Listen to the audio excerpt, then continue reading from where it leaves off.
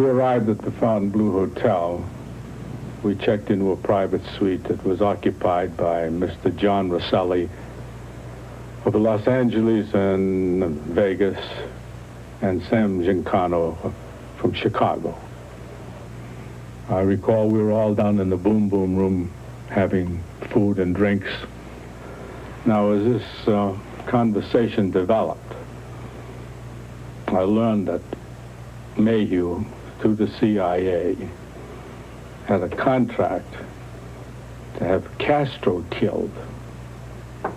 The method to be used was a liquid, little bottle that was to be administered in his food, and it wouldn't take effect for 2 or 3 days. If it would make the person ill, it would take 2 or 3 days to kill him, but then an autopsy would not show the poison.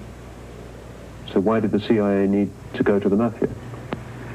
They had no other way of getting to people in Cuba. You had to have some individual or somebody that knew a lot of Cubans and knew the type of Cubans that could be prevailed upon to get into such a plot. Who would those contacts in Havana? Well, the main contact would have been Santo Trafficante. He was killed to shut him up once and for all. You see, originally, now this is personal opinion, originally this was to be a great secret. This was never to leak. You know, this is a terrible thing to have one country plotting to kill the leader of another country. Mayhew blew it first. He became the squealer, so he was out. The rest of us all kept quiet, forgot about it. I never heard of it. Who wanted to stop Johnny Rosselli talking?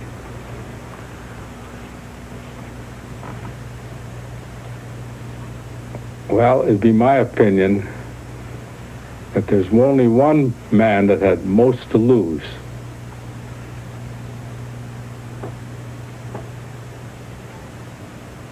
I don't want to name him because I have no proof. One man who's very big and has a big business. It's an unlawful business, illegal business. He was involved. He did not want, and he was given a guarantee, I understand, when they talked to him, that he would never surface, his name would never be used. This was to be a great secret. When the Senate committee was formed, the headlines in Chicago said Giancano is, hired to kill Castro. Now, so a few days later, before Sam can come here to testify, he's dead. There's a gun found a few days later. The gun originally was purchased in Miami. Now, when do you get a hitman in Chicago going all the way to Miami to buy a gun? Then in Chicago, you get a gun on every corner.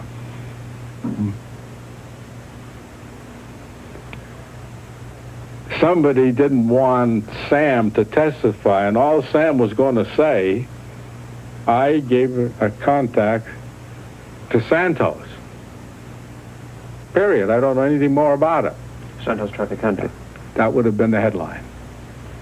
Was there anything about the way they were killed that indicated? Well, in Sam's case, the shooting, placing the bullets around the mouth, which is a mob's way of saying, keep your mouth shut, seal his lips. It's an old mob method to warn others not to talk.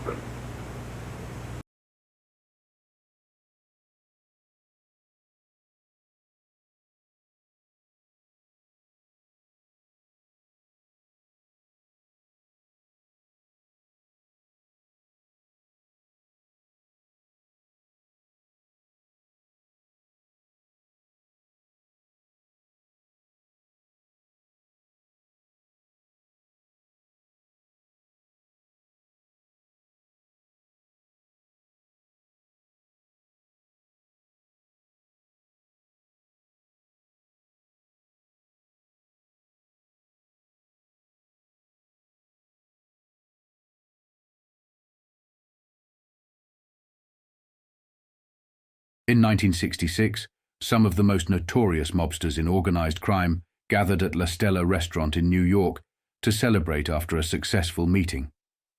However, times had changed. In the 30s, 40s, and 50s, these men could openly unwind and celebrate, despite their reputations as known mobsters. By the 60s, this had changed. No place in New York or America was safe for them anymore. They could no longer celebrate as openly as they had in the 50s. The Kennedy administration had transformed the landscape of organized crime, intensifying the war against these mobsters.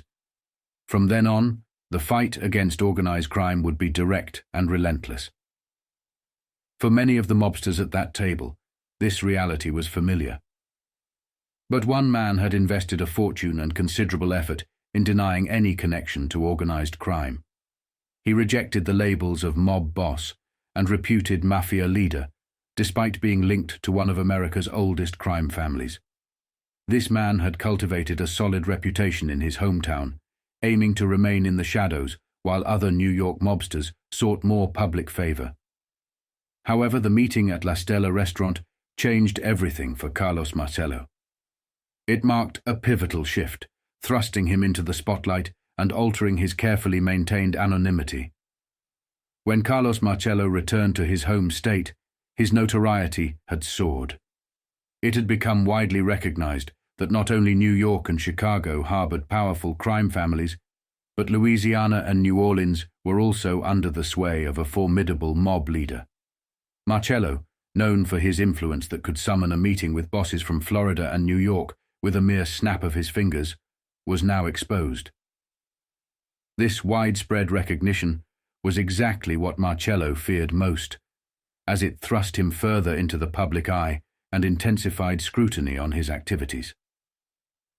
Many of those connected to Carlos Marcello were also linked to the Kennedy assassination.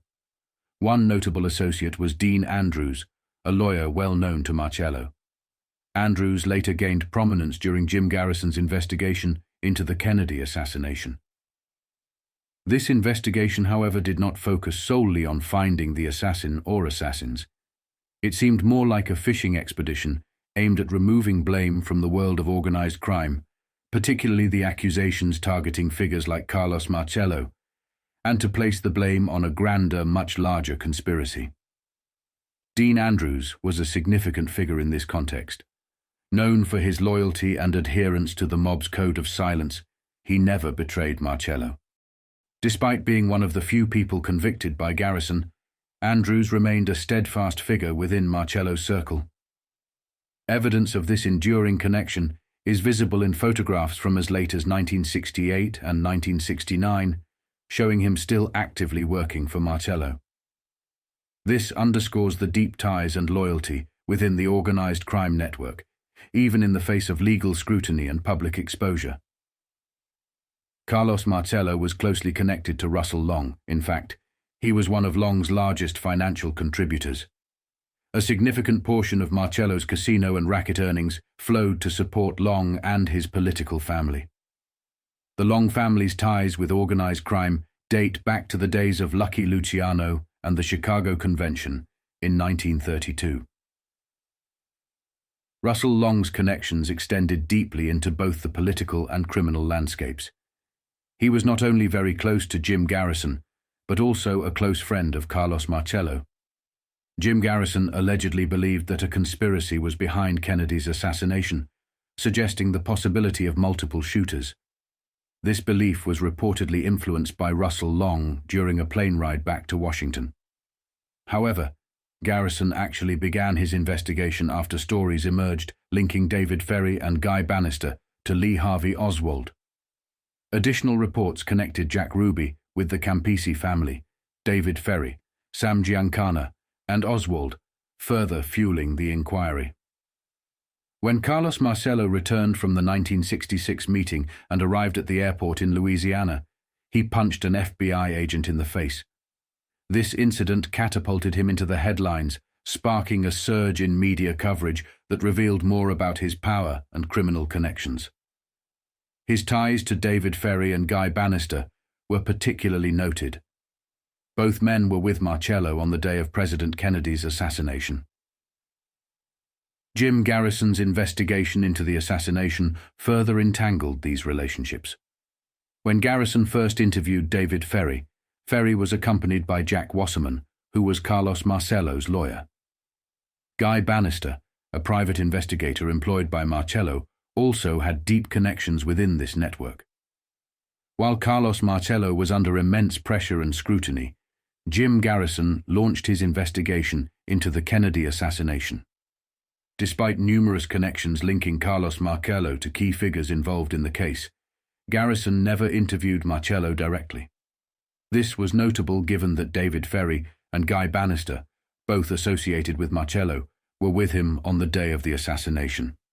Additionally, Dean Andrews, another of Marcello's lawyers, and Jack Ruby, who had ties to the Campisi crime family, a family also linked to Marcello, were all integral figures who remained uninterrogated by Garrison.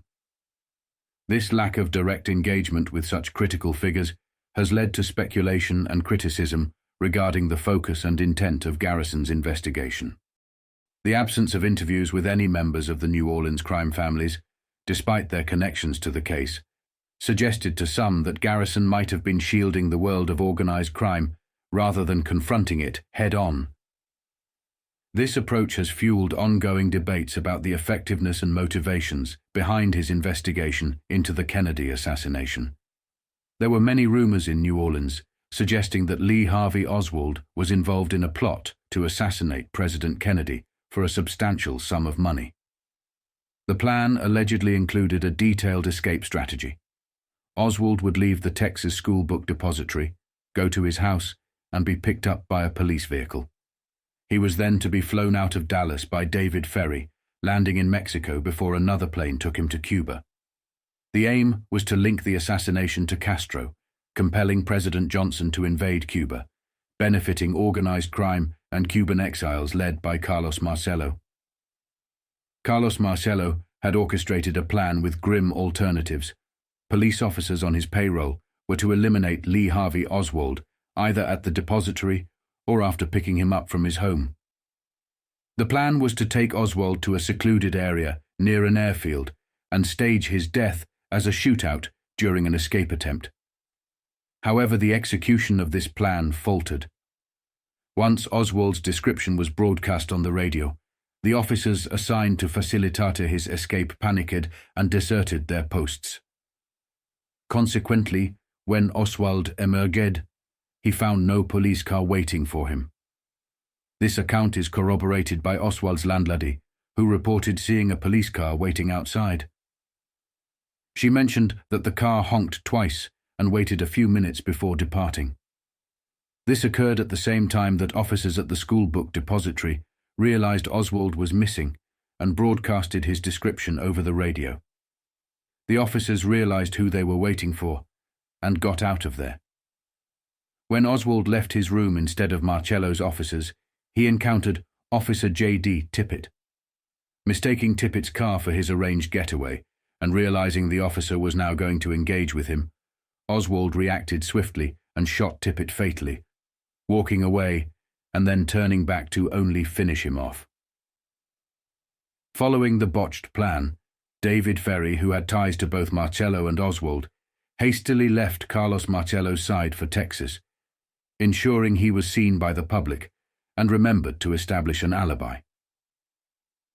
As the situation unraveled, Carlos Marcello brought in Jack Ruby.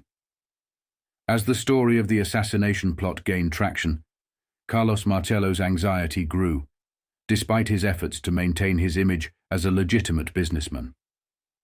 Since the early 60s and the McLennan hearings, his facade of legitimacy had been eroding. In the 60s, Garrison gained a reputation for shutting down strip joints and seedy clubs controlled by the mob.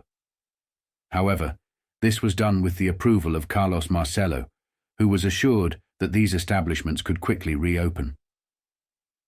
True to this arrangement, once Garrison took office, all the closed clubs were allowed to reopen. The rumors intensified, particularly after a problematic meeting at the Stella restaurant. At this point, Marcello decided to deploy his most strategic assets. He had specifically chosen Lee Harvey Oswald, David Ferrie, and Guy Banister for the assassination because of their known connections to the CIA and FBI. Marcello planned to expose these connections, highlighting Oswald and Ferrie's ties to the CIA, as well as Banister's involvement with the Cuban exiles, despite President Kennedy's public assurances that such operations had been terminated. Jim Garrison's investigation into these very operations, which Robert F. Kennedy strived to keep classified, revealed the depth of Marcello's influence and strategy. Operating at the height of his power during a tumultuous decade, Marcello entered the 70s more formidable than ever. The story unfolds within the context of Garrison's investigation, providing a historical perspective that places readers in the midst of the era. These details are crucial for understanding how organized crime could orchestrate the assassination of a U.S. president and evade justice, illustrating Marcello's adept manipulation of a complex web of power and deception. This narrative serves as a backdrop, offering insights into the formidable influence of organized crime during that period. On the morning of February 20th, a deluge of frantic incoming calls lit up the telephone switchboard in the outer office of the District Attorney of New Orleans, and for the next month, it blazed like a pinball machine gone mad. Day after day, calls poured in from across the US, from London, Rome, Paris, Berlin, and from South America, Mexico, Japan. At times, the trunk lines jammed completely. One Moscow journalist made 6 transatlantic calls without ever reaching Garrison himself. "I dialed 23 times before I got the switchboard girl," said another newsman. "She said, 'One moment, please,' and that was the last I heard of her." Outside Garrison's office, the corridor boiled with newsmen, radiocasters, television crews, curiosity seekers. There was a team of reporters from Paris Match, 2 men from the Russian news agency Tallahassee, and someone from the radio station at Anna, Illinois, population 4,280. "I wonder where Norman Mailer is," a newswoman said. "Everyone else is here." What fetched them running was the remarkable news that New Orleans was staging its own version of the Warren Commission, without the Warren Commission.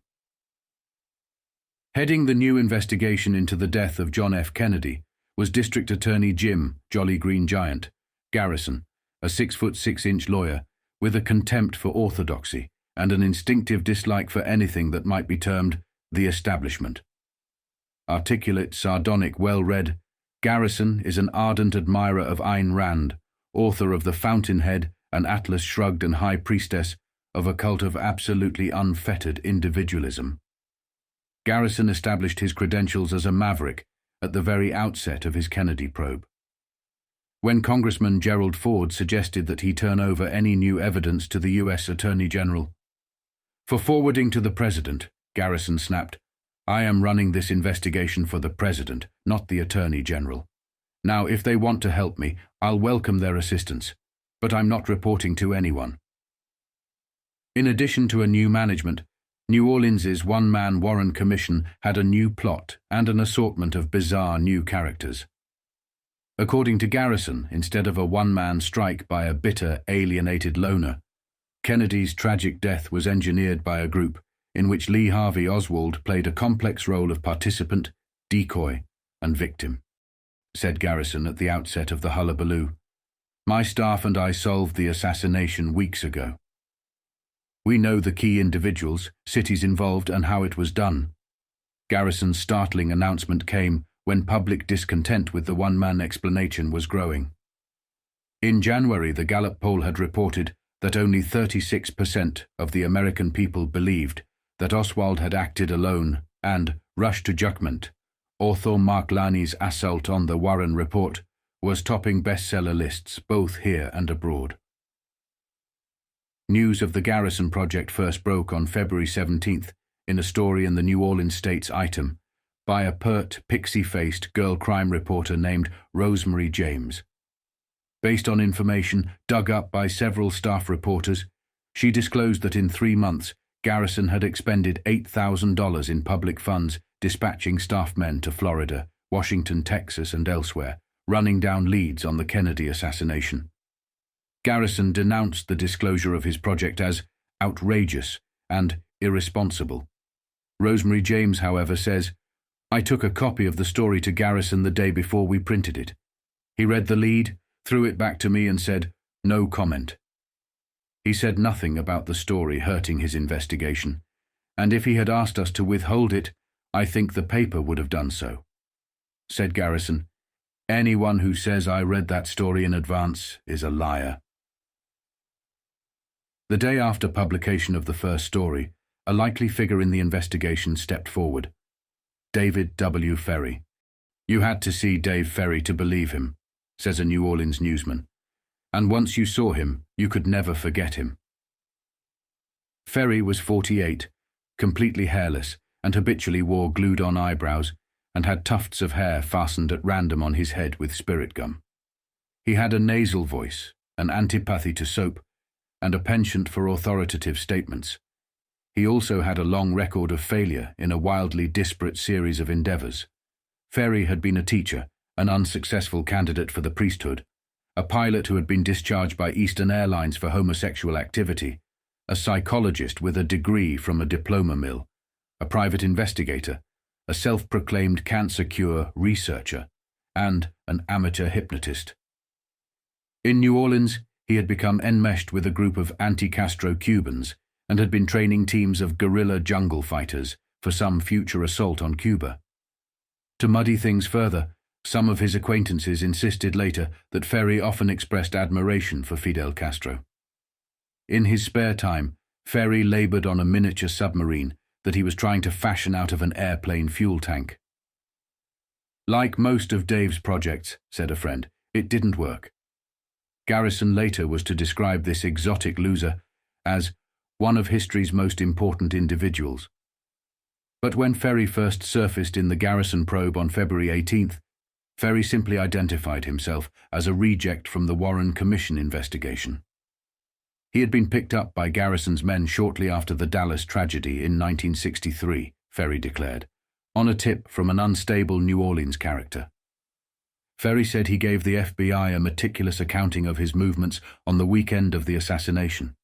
Says a Washington source, "The FBI squeezed Ferrie dry, found nothing there, and discarded him." When Garrison opened his own investigation 3 years later, he ran Ferrie through a new interrogation. Said Ferrie, "Supposedly, I have been pegged as the getaway pilot."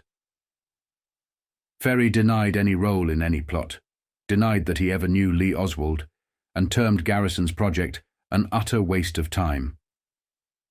4 days after he made this statement, David Ferrie was found dead in his filthy, cluttered apartment at 3330 Louisiana Avenue Parkway. Although the New Orleans coroner flatly declared his death due to natural causes, massive brain hemorrhage from an artery failure, Garrison referred to it darkly as a suicide, hinted it might be murder, and began issuing a series of provocative statements. "Evidence developed by our office," Garrison declared, had long confirmed that Ferrie was involved in events culminating in the assassination of President Kennedy.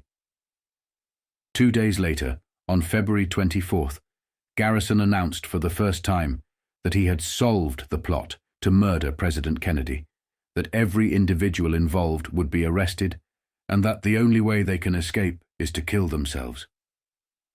Up to that point, the American press in general had been playing down the Garrison project, while the European papers had been hammering it. But within hours after the death of Ferrie and Garrison's bold announcement, the jets began to deplane newsmen by the dozen at New Orleans International Airport, and the second Mardi Gras of 1967 was on. It was one of those stories with a dozen rumors a day and no real news. After a bitter blast by the American Civil Liberties Union accusing him of prejudicial statements, Garrison began avoiding the press.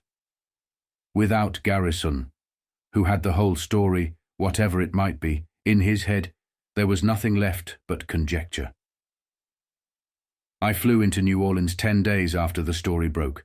4 years earlier, when Garrison, new to the DA's office, had cleaned up the gamey strip joints on Bourbon Street for the first time in man's memory, I had reported his reform campaign for the Post, The Vice Man Cometh, June 8, 1963.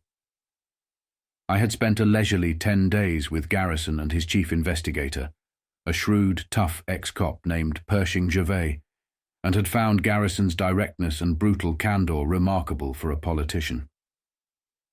Now Gervais was gone, and a New Orleans writer warned, "You'll see a difference in Garrison. He's lost his best people and has surrounded himself with yes men. There's nobody to stop him or challenge him now." I packed up my first hot rumour 4 hours after getting into town. "Just got a tip," a man told me. "The Post is financing Garrison in exchange for an exclusive story on the assassination plot. They're sending a man down today to wrap it all up." I told him I was the man from the Post, and that his story was untrue. "Oh," the man said. For 4 days, Garrison was unreachable. Interview seekers had to queue up at his office just to leave a note for him, and it disappeared into a huge stack of similar notes. In the oyster bars on Iberville, the jazz clubs and strip joints on Bourbon Street, in the cool, dim-lighted New Orleans Press Club, everyone asked the same question: "Do you think Garrison has something?" The answers fell into 3 groups. Many New Orleans residents believed that Garrison knew exactly what he was doing. The second group, mainly Garrison's enemies, said, "He's gone off his rocker and is going to fall flat on his face doing it." The third group had a more sophisticated analysis. "He wouldn't go out on a limb like this without something big," they said. "He's too smart. He's got hold of a little something, but not a real conspiracy. With all the Cuban refugees in this town boiling mad about the Bay of Pigs, there were probably 100 people who talked about killing Kennedy. Garrison will come up with some scraps, make some headlines, and drop it." When Ferrie died, that gave him a perfect out. It will all be over in a couple of weeks. The third group proved wrong first. On March 1st, Garrison stunned New Orleans by suddenly ordering the arrest of Clay L. Shaw, a tall, grey-haired 54-year-old bachelor, a familiar figure in New Orleans social circles, and former managing director of the city's International Trade Mart. Right after Shaw's arrest, Garrison obtained a search warrant for Shaw's residence in the French Quarter. The warrant application claimed that in September 1963, Ferrie, Oswald and Clay Shaw, alias Clay Bertrand, had held meetings in Ferrie's apartment, at which there was an agreement and combination among these 3 and others to kill Kennedy. Garrison claimed to have a confidential informant who was present at the meetings and saw the conspirators and heard the plans. Armed with the search warrant, Garrison's men sped to Shaw's home and carted off a wide variety of objects, which included 5 whips, some chains, a black hood and cape, pieces of leather, a black gown, and a black net-type hat. In a jammed press conference, Shaw flatly denied all of Garrison's charges. "I have not conspired with anyone at any time or at any place to murder our late and esteemed president," he declared in a calm voice. Asked why he thought Garrison had arrested him, he replied with no visible show of rancor, "I have no way of knowing." The arrest of Shaw brought 2 new characters on stage. The first was Dean A. Andrews, a one-time private attorney and an assistant district attorney at nearby Jefferson Parish until his suspension on March 16th. Andrews, a roly-poly man addicted to sunglasses and startlingly elliptical conversation, had 14 pages of testimony in the Warren Report. It made 3 major points. 1. During Oswald's stay in New Orleans in 1963, Oswald had come to his office for legal help about his discharge from the Marines and had been accompanied by some gay kids, Mexicanas. 2. Someone by the name of Clay Bertrand called Andrews from time to time and asked him to represent homosexuals in trouble with the law. 3. The day after Kennedy's assassination, Andrews, who was hospitalized with pneumonia, received a phone call from a voice I recognized as Clay Bertrand. The caller asked Andrews if he would go to Dallas and defend Oswald. Andrews told the caller he was sick, and nothing more came of it. Andrews said he had seen Bertrand only twice. He told the Warren Commission. Bertrand was about 5 feet 8 inches, with sandy hair. In an earlier interrogation by the Phoebes, his term for the FBI, he said Bertrand was about 6 feet 2 and had brown hair. Confronted with the 6-inch disparity in Bertrand's height, Andrews replied, "I don't play Boy Scout and measure them."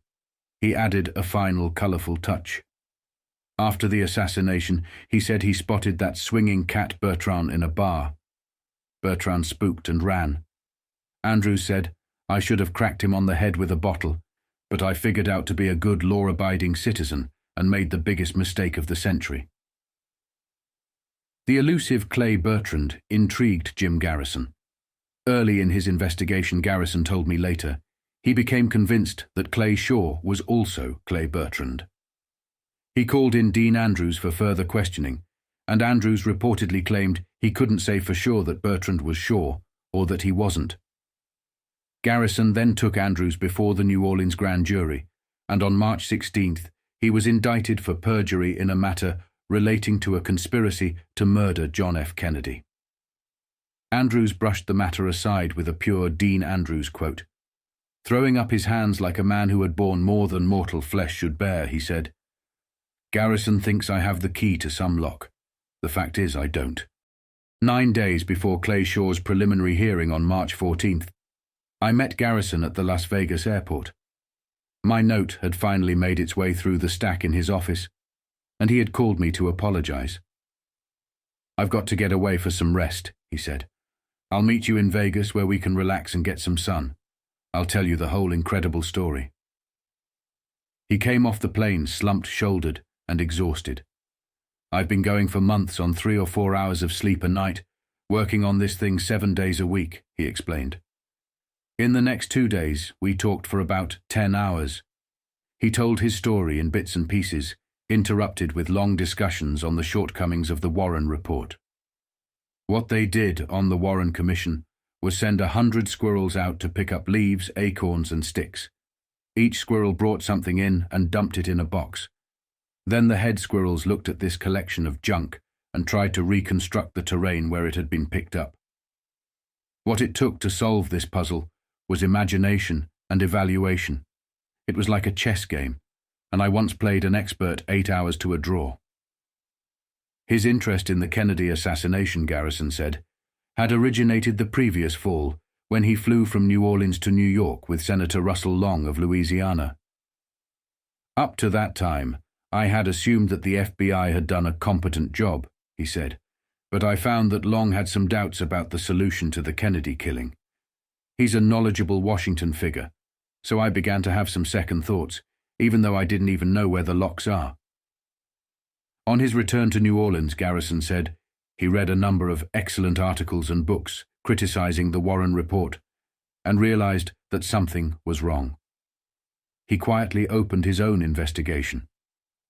"You know how you can pluck at a thread and wind up unraveling a whole coat," Garrison said. The thread that unraveled this whole case was the trip that Ferrie made to Houston the day after Kennedy was killed.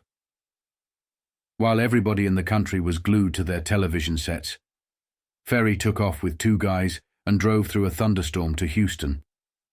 He told the FBI that he had this sudden desire to go skating, and he knew there was a skating rink in Houston.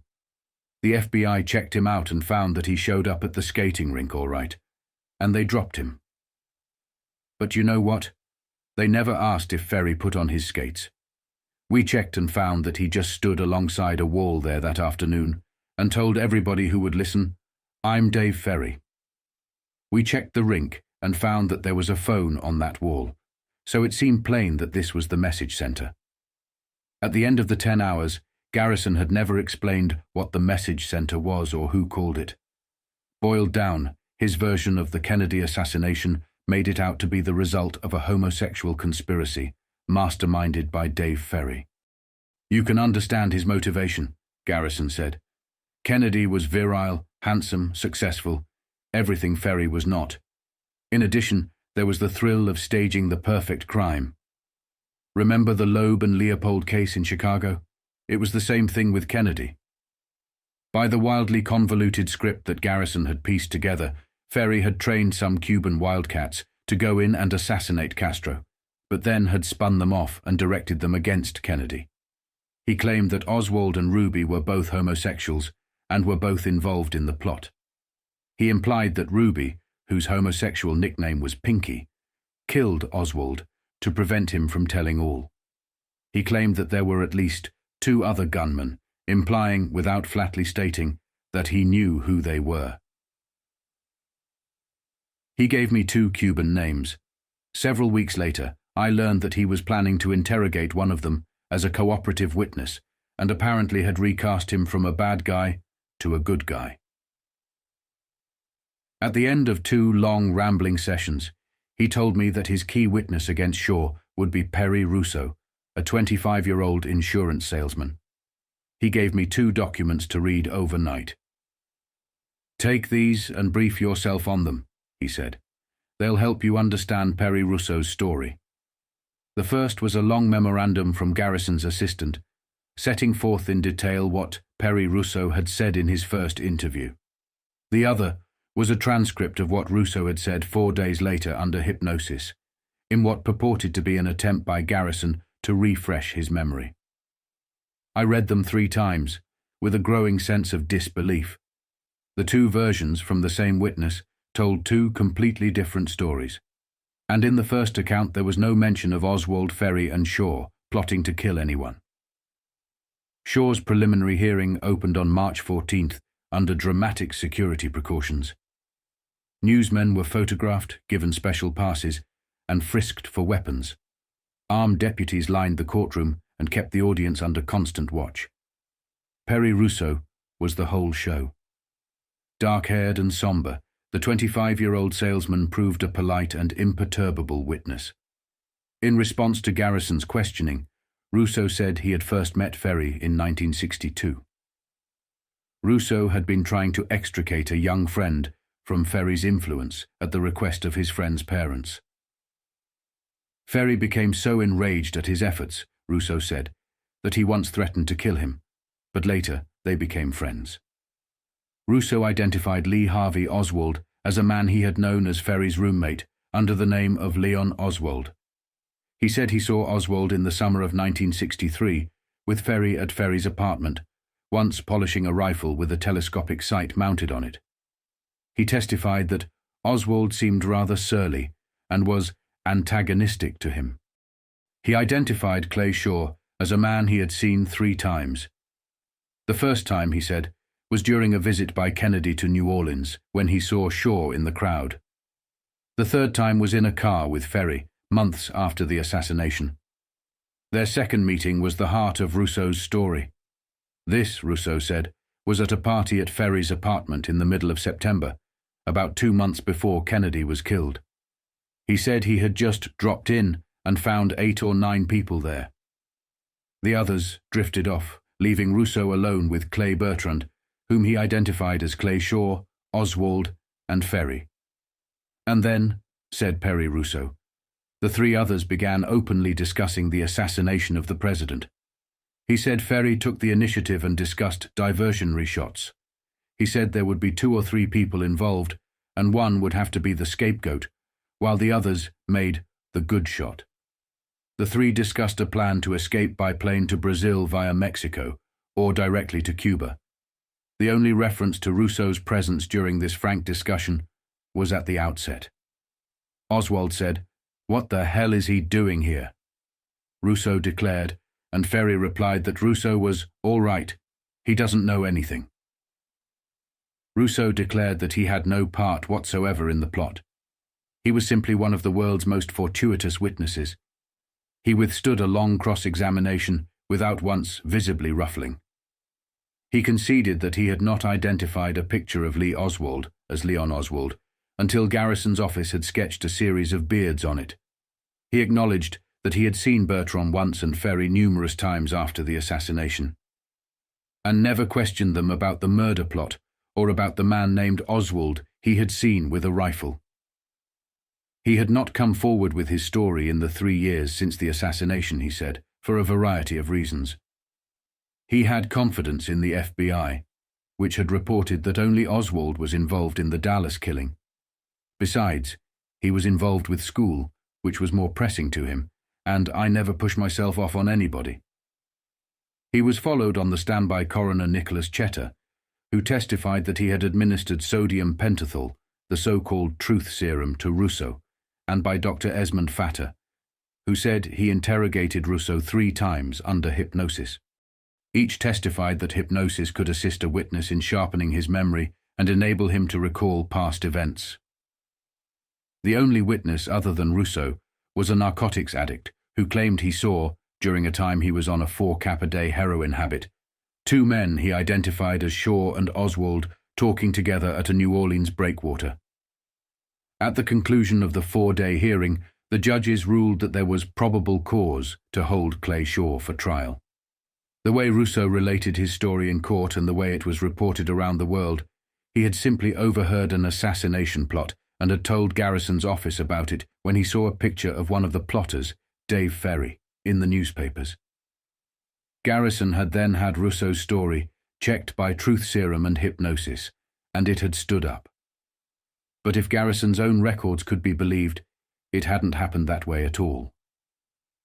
Russo was first interviewed by a Garrison aide on February 25th, 3 days after Ferrie's death, and the day after Garrison had announced to the world that the case was solved. The interview was conducted in Baton Rouge, Russo's hometown, by Andrew J. Ciambra, a 31-year-old assistant DA, just a year out of law school. We talked for about 3 hours, and Ciambra made a lot of notes.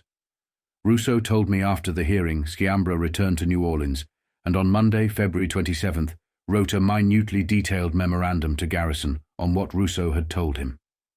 It ran 3,500 words. At no point did it mention an assassination plot. It made no reference to the party at Ferrie's apartment, where Russo later said the plot was discussed. There was no positive identification of Lee Harvey Oswald as Leon. Oswald.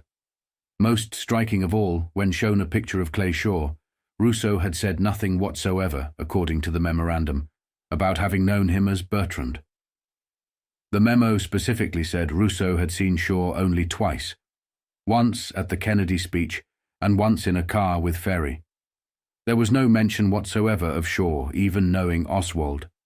According to a second memo by Ciambra, Russo was put under sodium pentothal on Monday afternoon in New Orleans, and this time he did make passing reference to the party at which the plot was discussed. There was no stenographic record made of this session, but Ciambra's memo clearly states that Russo mentioned the party only after this prompting by Ciambra. I then asked him if he could remember any of the details about Clay Bertrand being up in Ferrie's apartment. The sensational story Russo later told on the witness stand was elicited from him under hypnosis 2 days afterward. The trance was induced by Dr. Fatter, who conducted the questioning. The answers were recorded by a stenographer. Obtaining dependable testimony via hypnosis, according to competent psychiatrists, is a highly sensitive procedure. A subject in a deep trance is highly suggestible. Says Harry Aarons, an expert in the field, it is possible to lead a suggestible witness in any direction by improper questioning. Fatter used the device of having the hypnotized Russo picture a television screen and describe what he saw on it, when Russo yielded nothing about a party at Ferrie's or an assassination plot. Fatter began setting the stage for him. Now picture that television screen again, Perry, and it is a picture of Ferrie's apartment, and there are several people in there, and there is a dark-haired man. Tell me about it. Russo: we are having a party, and I came in, and everybody is drinking beer. There are about 10 of us, and I am there, the roommate, Dave, some young boys and some other friends of Dave's, and I was with Sandra. He went on about a record player and a guy making a speech, but nothing about Shaw, Bertrand, or an assassination plot. Finally, Dr. Fatter set the whole scene for him. Let your mind go completely blank, Perry. See that television screen again, it is very vivid. Notice the picture on the screen. There will be Bertrand, Ferrie, and Oswald, and they are going to discuss a very important matter, and there is another man and girl there, and they are talking about assassinating somebody. Look at it and describe it to me." And under this prodding, Perry Russo finally came up with the story. In their final session, 2 days before Clayshaw's hearing, Dr. Fatter gave Russo this post-hypnotic suggestion. "Any time you want to, you can permit yourself to become calm, cool, and collected. You will be amazed at how acute your memory will become in the next few weeks. Things will start to pop into your mind, and it will be only the truth as you saw it. Remember, Perry, the truth always wins out." Throughout his testimony, I listened with fascination as a calm, cool, and collected Perry Russo related his marvelously detailed hypnotic vision. The story that differed so greatly from the one Ciambra had originally reported. After the judges ruled that Shaw should stand trial, I called Garrison. "Something bothers me," I said. I told him there wasn't a thing in Ciambra's first report about a party, a plot, or a Bertrand. Garrison seemed surprised. Apparently, he had never read the report. "I'll get it out here and have a look." There were 4 of us in Garrison's study when I questioned Ciambra. Garrison Ciambra, a private investigator named William Gurvich, who was assisting Garrison on his probe, and myself. I asked Ciambra why his report on his first interview with Russo said nothing about an assassination plot. Ciambra said, "I didn't know what I was talking about." I told him I had read his report carefully and knew exactly what was in it. "Maybe," he said, shifting his story, "I forgot to put it in." "But you recorded specifically that Russo said he had seen Shaw only twice, not 3 times, I persisted. Ciambra said he had been awfully busy with a half-dozen other things and had to sandwich in the report and might have forgotten to include everything. "It seems incredible that you would uncover testimony that might solve the crime of the century and then forget to report it. You made notes when you first talked to Russo," I said. "Your original notes would show whether he mentioned an assassination plot." Ciambra said he had burned his notes. Later, I asked Dr. Fatter where he got the information he used in prompting Russo under hypnosis. He said it came from Garrison's office. Since the Shaw hearing, the girl Russo claimed accompanied him to the party, the former Sandra Moffat, has been located. She denied attending the party and said she had not even met Ferrie until 1965. Granting the potency of hypnotic suggestion, it seems possible that Perry Russo did not know, when he testified, what was fact and what was hypnotic hallucination. At this writing, Shaw's trial is not set and is at least 6 months away. This will give Jim Garrison a lot of time to try to solve the case he said he solved months ago. When Garrison met me in Las Vegas, he made a final comment that sums up the whole affair as case evidence and confidence that needs to be explained straight out of Alice in Wonderland. The end.